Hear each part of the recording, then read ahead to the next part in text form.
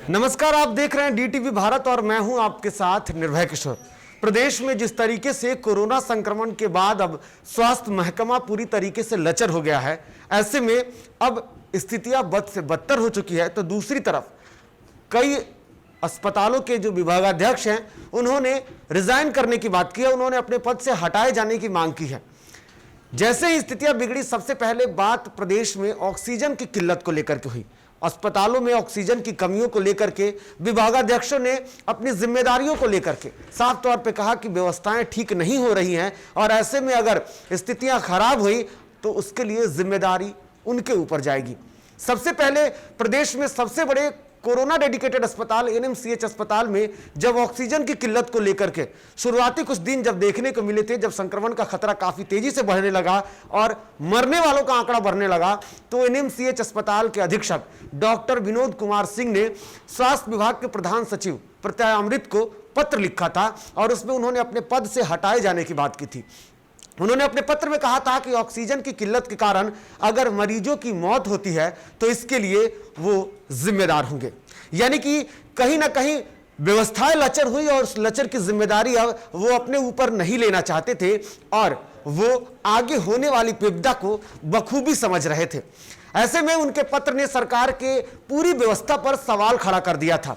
हालांकि ऐसा नहीं है कि एनएमसीएच अस्पताल के अधीक्षक के पत्र के बाद पूरी व्यवस्था दुरुस्त हो गई, अब भी ऐसा नहीं है। जैसे ही एनएमसीएच अस्पताल के अधीक्षक की खबरें आई थी, उसके बाद से ऑक्सीजन की किल्लत को लेकर के एनएमसीएच ने एक बार और पत्र लिखा था और पत्र वो मुख्यमंत्री को भेजा था, त्राहिमाम पत्र।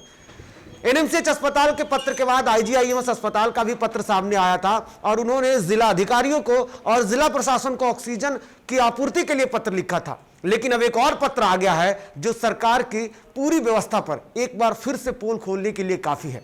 दरअसल डीएमसीएच अस्पताल यानी कि दरभंगा मेडिकल कॉलेज अस्पताल जो है, उसके औषधि विभाग के अध्यक्ष ने अब पत्र लिखा है और वो पत्र उन्होंने त्राहिमाम पत्र लिखा है और उस पत्र में भी उन्होंने ऑक्सीजन की किल्लत का जिक्र किया है।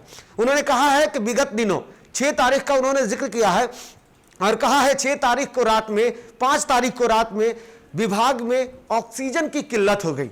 स्थिति ऐसी बन गई कि लगभग 5 से 7 ऐसे मरीज थे जिन्हें तत्काल प्रभाव से अगर ऑक्सीजन नहीं दिया गया तो वो मर जाएंगे। और अब उन्होंने पूरी स्थितियों को लेकर के पत्र लिख करके विभागाध्यक्ष पद से हटाए जाने की मांग की है। उन्होंने कहा है कि अगर स्थितियां बिगड़ रही है और ऐसे में अगर कुछ होता है अनहोनी तो इसके लिए वो जिम्मेदार ठहराए जाएंगे।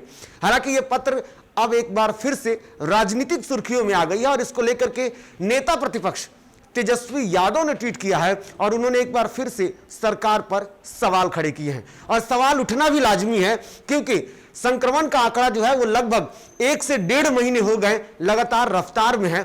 ऑक्सीजन की किल्लत या फिर दवाओं की कमी, अब सब कुछ सामने है और ऐसे में जिस तरीके से स्थितियां बिगड़ रही हैं और विभागाध्यक्ष भी अब इसकी पोल खोल रहे हैं। जहां एक तरफ कई बार ये सवाल खड़े हो रहे हैं, दूसरी तरफ हाई कोर्ट ने भी अब सरकार को जमकर लताड़ लगाई है और ऐसे में एक बार फिर से पत्र आना कहीं ना कहीं सरकार की पूरी व्यवस्था की पोल खोलता है। प्रदेश में स्थितियां बिगड़ रही हैं, ऑक्सीजन की जहां एक तरफ किल्लत हो रही है, वहां दूसरी तरफ अस्पतालों में ऑक्सीजन की कहीं ना कहीं जो डिमांड है उस डिमांड से अधिक पहुंच जाना और उसके बाद सुप्रीम कोर्ट का हस्तक्षेप करना कि आखिर में जहां जरूरत है उससे अधिक ऑक्सीजन पहुंच रहा है और कहीं ऐसी स्थितियां हैं जहां पे ऑक्सीजन नहीं है और वहां के विभागाध्यक्ष पद से इस्तीफा की मांग करते हैं। आखिर में सरकार की तैयारी क्या है और सवाल उठना भी लाजमी है, जिसको लेकर के स्वास्थ्य मंत्री जो है मंगल पांडे, उनको पहले से ही रिजाइन करने की लगातार डिमांड चल रही है। ट्विटर पर ट्रेंड भी हुआ,